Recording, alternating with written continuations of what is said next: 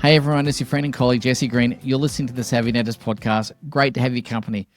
One of the things I know, having worked with hundreds and hundreds of practice owners over the years, and of course having my own practice for many years as well, is that we go into business to create a life and a lifestyle for ourselves. And that means, yes, getting a financial return. We want to make some money. We want to create wealth for ourselves. We want to be able to impact the lives of those that we care about if we need to, right? If we can help with money, great. It's good to be able to do that. But we want to be able to do that and enjoy our life along the way. We want to create time for relationships, time for friends, time for our own well-being, hobbies, pursuits, all that sort of stuff. And so really the problem for most practice owners is they get into this trap of trading money for time and they get themselves stuck. And once you're stuck, it's actually really hard to get unstuck to an extent. It's definitely possible. We help lots of people do that. That's our core business. But oftentimes when you are stuck, it's hard to see a way out of it. And if you're in that time for money trap, the reason people find it hard to make the shift is really one of two reasons. If you want to create money and time, you're going to need to make some changes. And what stops people from making those changes is firstly, the money. Some dentists feel like they're not being paid what they're worth. And instead of being underpaid and not feeling like you're getting a fair deal out of the whole thing, we want to create a business that gives you reliable, predictable, and growing profits over time. And that's something that we need to be able to get sorted out. And to do that, we need to have a revenue generation method. We need to have a way of maximizing cash flow in the business. And of course, we need to have the right money management strategies in place so that you're always protected from any downside. So that's the first thing that really slows people up, is not getting paid what they're worth. Now, the second thing that gets in the way of people creating a business that produces money and time is they have patchy patient flow. And instead of having patchy patient flow, we want to make sure that you are book solid, that you're oversubscribed with patients. And of course, that's a marketing conversation. And when it comes to marketing, you need an ability to attract new patients to the practice. New patients are the lifeblood of the practice, and we need to make sure that we have plenty of them. So we want to be able to recruit new people into the business. Of course, once we've got patients in the business, in the practice, we need to be able to retain them. And we need to have a system for retaining those patients, because there's no point attracting new patients if we can't hang on to them. It's like pouring water into a leaky bucket. And the third part of the marketing equation is we need to be able to reactivate patients who might have fallen off the bandwagon. And that involves creating a campaign, which is a series of communication pieces to bring people back into the business over a period of time. So again, if you get those three things right, you're going to find yourself fully booked. You're going to find yourself oversubscribed. And when you have that, you have the ability to then create leverage by employing other people, whether it's associate dentists, hygienists, therapists, or admin staff as well.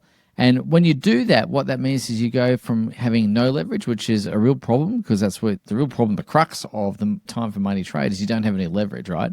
And so we want to go from having no leverage to having a fully leveraged business, and that involves building a talent pipeline. And we spoke previously about the ability to recruit the best possible people into the business, to train them so they become productive really quickly, and then to be able to manage them so they keep growing and performing in their role.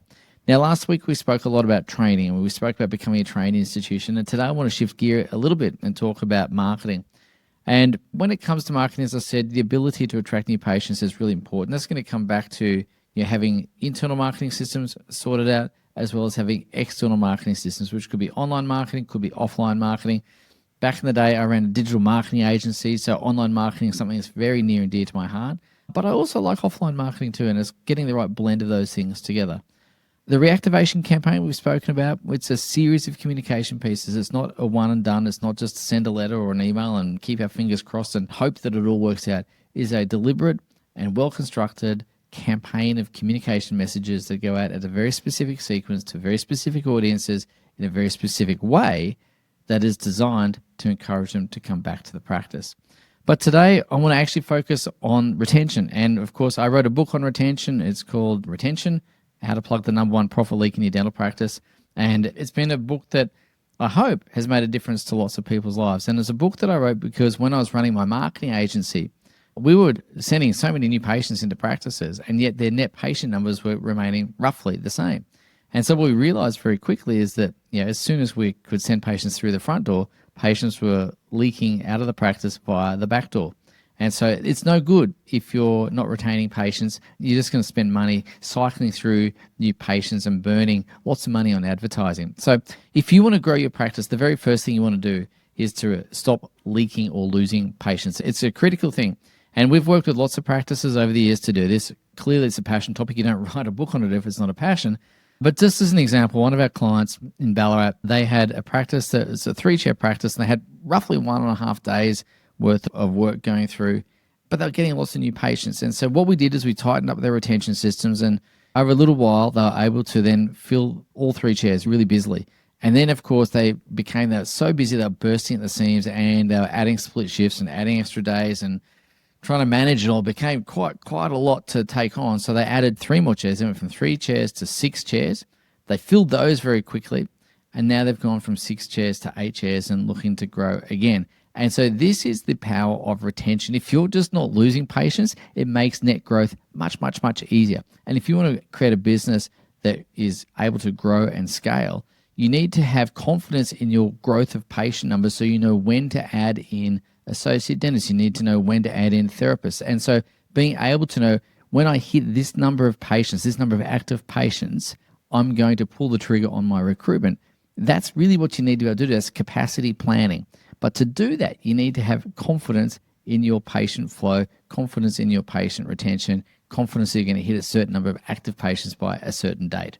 Now, when it comes to retention, let's talk a little bit why retention matters. I've spoken about it a bit already, but retention matters so that you don't have to keep spending money endlessly or waste money endlessly on external marketing. Google and Facebook will take as much money as you'll give them, and they won't refund anything if you're not getting a result. That's too bad, so sad. So we've got to make sure that we are able to retain the patients that do come from those sources, so that we're getting the maximum return on our advertising dollar. Of course, when you retain patients in the practice, what happens is the relationship with the patient deepens over time. And what that means is what we call know, like, and trust factors increase across that time frame as well. So the patient gets to know you a bit more, you get to know them, they get to like you, you get to like them, and of course they get to trust you. And that's why you see so many patients you might have been treating for a number of years now, where you recommend whatever treatment to them and they just typically accept it because they trust you, right? And that takes a while to develop. Now, if we were to plot this on a graph, typically what we see over time is that in that first year, they're going to spend whatever they spend, right? So for this example, it's very conservative, but just for easy maths, I'm going to say, let's just say they spent $500 in that first year of the practice. Exam, clean, bite wings, whatever else, right? In the second year, typically that spend will be 1.8 to 2 times what the spend was the year before. So for easy maths, let's call that $1,000.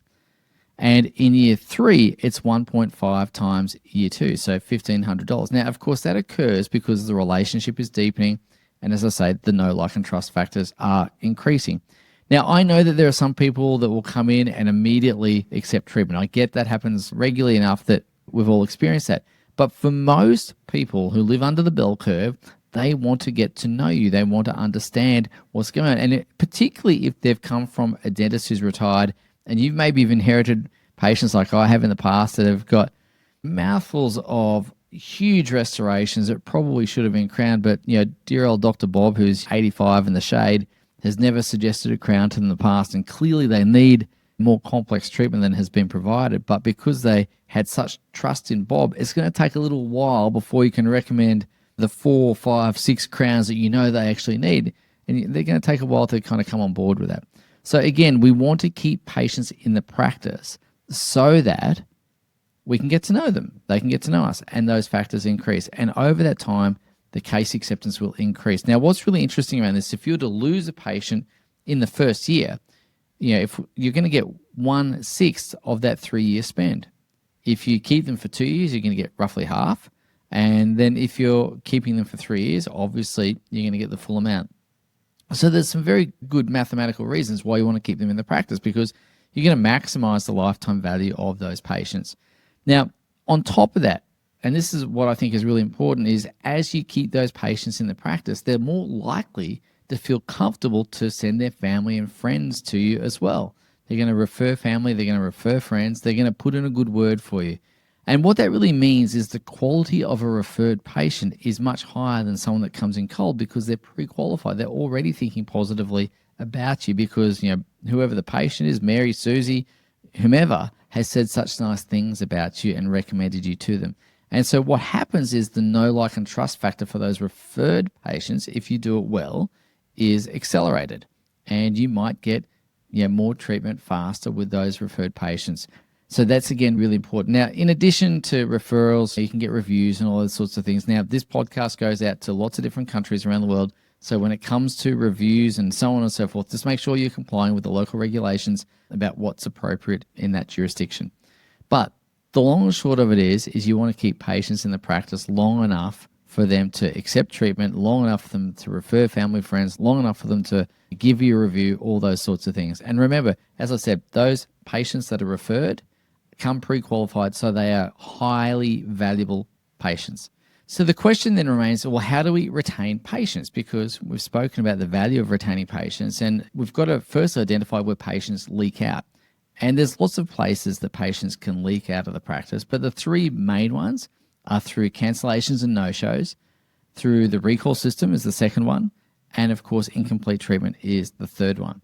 And so we need to have a system where we proactively retain patients. We're not leaving this to chance. We're not leaving it to happenstance. We're just being very deliberate, very intentional about retaining patients. And so that means it becomes a whole of team effort. It's not just the clinician. It's not just the OHT. It's the reception team. It's the DAs. It's the dentist. It's the hygienist or therapist. It's everyone. And what I'm really keen on here is to understand this 4-part framework. So the first part of the framework is to build relationships with the patient. Now, that sounds sensible. And how do you build relationships? Well, you build relationships by getting to know people. You ask questions, you build rapport, you then build a relationship. And of course, what's really interesting about this, though, is it's very important that your patients have multiple relationships with people at the practice. So let me give you an example. If you have a patient at the practice who only has the relationship with the associate dentist, and that associate dentist leaves, then that patient is at risk of leaving too, and maybe following them to wherever they go or going somewhere else. So what I'd really suggest is to look at each relationship that the patient has with a member of the practice like a piece of string.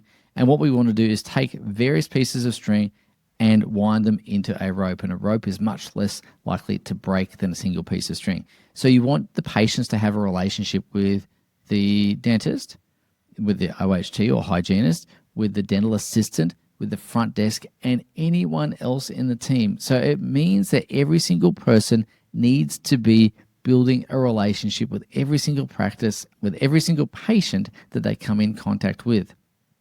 So that's the first step, is to build relationships. Now, the second step when it comes to proactively retaining patients is to build loyalty and trust. Now, again, this is critically important. And trust, the metaphor that I like is it's like a piggy bank. If you're doing things over time to build value in the trust, to make deposits in your trust piggy bank, what that gives you is if something goes wrong, you can make a withdrawal from the piggy bank and not go into the negative, right? And so very, very important to always be trying to establish and grow trust with the patient. Now, the way that you grow trust is through the ABCs of trust. And this was a framework created by Stephen Covey's son, Stephen Covey Jr., and it talks about ability, behavior, and character. So the ability is obviously to do the work well, consistently, to a high standard. Treatment that fails undermines trust very quickly. So you want to be able to do the treatment well, you want to be able to do it consistently, and you want to make sure that it lasts. Now, behavior, of course, is how you show up. Are you nice to people? Are you easygoing? Are you friendly? All those sorts of things. And character comes back to you ethical. Are you fair in your dealings with people? How do you interact with your team? All those sorts of things are being judged by patients as you go about your business. Now, that's the trust part, but I said build loyalty and trust. And I think the thing that builds loyalty mostly is consistency. And what patients are looking for is a consistent experience, a consistently good experience, day in, day out. And in addition to that consistency, what they want to feel is noticeably cared for. It's great to do good dentistry, and that's essential. I just spoke about ability, but you want to make sure that they feel noticeably cared for, which is the personal experience that the patient has while they're at the practice. So again, that loyalty and trust is created through the ABCs, which is the trust part, and the consistency piece, but also feeling noticeably cared for. So the third thing that really helps in proactively retaining patients is to understand the importance of building value. Now, this is really critical because the big idea here is that patients won't place more value on dentistry than we place on it ourselves. And I don't know about you, but I've had patients in the past where you might have done a smile makeover and you've finished your work and they look in the mirror and they burst into tears and they're hugging you, they're promising to name their firstborn child after you, all this sort of stuff, right? And at the end of that, we kind of get awkward and go, oh, yeah, great, thanks. It's nothing, right? And so what ends up happening is we downplay the value that we have. So we've always got to be building value for the work that we've done, but also the work to be done. And so never ever diminish the work that you do. And even though we take it for granted because we've been doing it for so long, we kind of have these skills now, they're kind of second nature to us. We've got that unconscious competence. That's not every day for other people. So we've got to make sure that we are constantly reminding people of the value that we've just created, but also the value that we are yet to create. And what that looks like, for example, is you might say to a patient, I'm just using a restoration as an example here, the patient's about to sit in the dental chair and I might say, Mr. Jones, it's great that you're here today because we're going to be doing this restoration on that lower right molar. Now, the issue that we've got is this decay is not going to fix itself. So the sooner we get onto it, the better. I want to make sure that it doesn't cause you any problems in the long term. I'd say that as part of my pre-treatment briefing. Throughout the procedure, I might say, Mrs. Jones, it's great that you're here today. The caries or the decay in this tooth is actually a little more extensive than showed up on the x-ray. So it's really good that we got onto it today because had we left it too much longer, it could easily have caused you some problems. And then what I'll do at the end of the appointment during the debrief, I'll say to Mrs. Jones again, Mrs. Jones, as I said throughout, I'm really glad that we got that filling done for you today. It's all done. It's great. It's fine. But it was bigger than the x-ray led us to believe. Now, what I'm concerned about, though, is the filling on the other side of the mouth. I want to make sure we tackle that as a matter of priority because if it, too, is bigger than the x-ray would have us believe, we don't want to let that go and have it cause issues for you. So I'd really like to see that as a matter of priority. I don't want this to slip.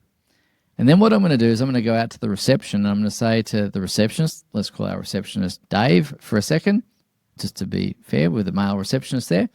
We might say, Dave, Mrs. Jones has come in today. She's done tremendously well. We've done a filling on the lower right-hand side and it was a bit bigger than we expected on the x-rays. And what I'm a little bit concerned about is the filling that's yet to be done on the left-hand side may also be bigger than it appears on the x-rays.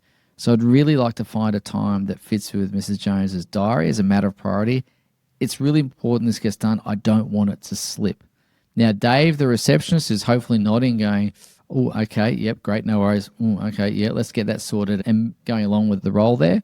And that allows us to create value, not just for the work that we've done, which I'll come back to in a second, but it also allows us to put the patient into the first available slot in the appointment book and get that booked in for her. And what that means is we're giving her some urgency around that treatment. Now, what that process also does is by building value for the work that we've done, it reduces sticker shock or fee shock when we go to give them the bill because it was bigger than expected, it was more involved, really glad we got it done, and it reduces resistance to fees. So again, really, really important. So that's point number 3. And so let's get on to point number 4, which I think is really important, and this is about community. And what we know is that people will often join things for a reason, but they'll stay for a community or stay for relationships. And a community is really relationships on scale, right? And so what I would say to you is it's really important with your practice to either be part of a community or to create a community. Now, being part of a community is pretty simple. It's engaging with your local sporting clubs, the schools, the local churches, whatever it happens to be.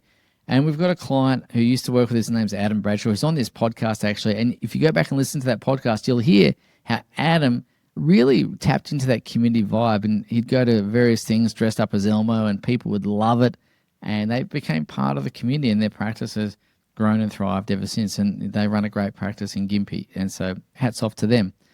But if you wanted to create a community, that's a different kettle of fish. The group of people that do this perhaps better than anyone I've ever seen are hairdressers actually, and I've got some female friends, and I won't name them by name, but they will often schedule their hairdressing appointments to be at a similar time or same time so they all overlap in the salon at the same time. And they're all talking, it's not just one hairdresser talking to one client, at least with my friends, they're all talking amongst themselves. There might be 3 friends and 3 hairdressers, and all 6 people are talking and chatting and solving the world's problems. And I don't exactly know what they talk about because I'm not privy to those conversations. I probably don't want to know what's in those conversations sometimes. But what they've done is they've created a sense of community. Now, I think that's really clever because what happens now is those 3 friends of mine, they're not going to any other hairdressers because they know that they can go together. They know that they can have a good time. They can socialize to an extent and so on and so forth. Now, just to be clear, I'm not suggesting we line up dental chairs and have everyone getting their endos at the same time and having a laugh at that. That's not what I'm getting at. What I am saying, though, is creating community is possible. And the simplest way that dentists can do it, if you choose to, is through things such as a patient appreciation event. One of our clients, Mark Miller, and his wife, Angela, had a patient appreciation event to celebrate Mark's 25 years in practice. And they invited a lot of patients to the practice. They had some drinks and nibbles and so on. And it was a huge success. And what it allowed was for people to see Mark and Angela in a different light. And it allowed Mark and Angela to realize that some patients already knew each other and were surprised to see each other. And it went off really well. So again, community, either being part of a community or creating a community is really, really key, because one of the things that we know in this hyper-connected world, and I say hyper-connected in a technological sense, is that we are also missing the human-to-human connection a little bit. And that human-to-human connection, I think, is going to be the part that separates the practices that really thrive over the next, handful of years. As this AI race heats up, it's going to be tempting to kind of automate everything. And by the way, I'm a huge fan of AI. I'm a huge fan of automations. I'm a huge fan of tech. But we've got to make sure we're adding the human elements into that as well and letting people do the people bit. And so again, community, relationships, loyalty, trust, building value, all are the people bits. And that's what makes people stay. Now, here's the thing. Everyone thinks that it's their beautiful crown margins. And as I said, ability is an important part of trust. But patients can't judge your dentistry. They judge other things. They use those things as proxies about how good you are as a dentist. I'm sure we've all seen it before where Dr. Bob down the road is the world's best dentist, and you look inside the mouth and you go, well, maybe not, right? But he made that patient feel special. So I believe that if you're going to create a practice that retains patients really well, yes, absolutely do the best dentistry that you're capable of, but focus on building relationships, loyalty and trust, building value and communicating value, and then either being part of a community or creating a community is going to create stickiness and a compelling reason for patients to stay at your practice. Now, if you can get patients to stay at your practice, what that means, as I said earlier, is the know, like, and trust goes up, case acceptance goes up, referrals, reviews go up. Importantly, also, if you are advertising, you're maximizing the return on your advertising dollar. And then if you can get referrals and reviews off the back of that, then you're going to halve your advertising costs or double the ROI. So lots of really good reasons. But importantly, if you want to have a business where you can grow and scale, you need to have predictable patient flow. You need to be fully booked. You need to have mince coming through the sausage machine to create the sausage, right? If there's no mince coming through, you're going to get these gappy sausages. And that's what happens is you get gappy appointment books, and it's very hard to scale through that, which means it's very hard to create a business that gives you both money and time. And that's what keeps people stuck in that time for money trap. And I want to get you out of that trap and into having money as well as time, not an either or situation. So I hope you find that episode helpful, and I look forward to seeing you next week. Take care. Bye now. Hey everyone, it's Jesse here. I hope you enjoyed that episode of the podcast. If you're looking for some more tools, some more insights, some more inspiration to help you create a practice that you love, as well as a life that you love, well, head across to savvydentist.com and check out all the goodies that we have there waiting for you right now.